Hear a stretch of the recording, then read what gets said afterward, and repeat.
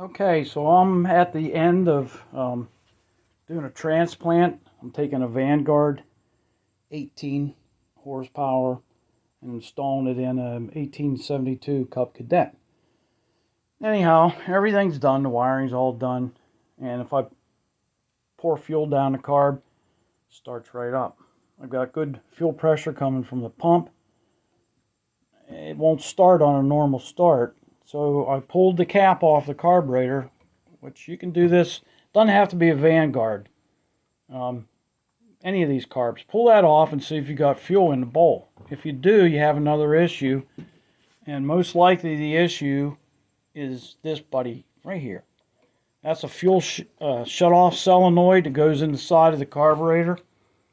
And it's just a coil is all it is. When you turn the key to on or start, it picks up 12 volts and pulls the plunger. Well, I removed this, and this motor had been sitting for a year. So this was all gummed up from the alcohol in the fuel. And you can see I still need to clean the end of it. So it wouldn't operate. This thing should move free, the plunger.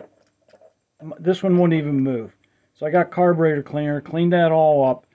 Okay, so now I'll be able to test it to see at least if it operates.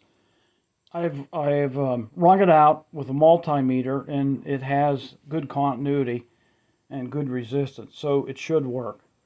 All right, first I'm going to go to on. There you go. See it pull?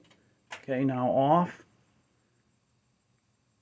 And I went to the on without the headlights, and it pulls. So this should work now. All right, that's it for now. Good luck.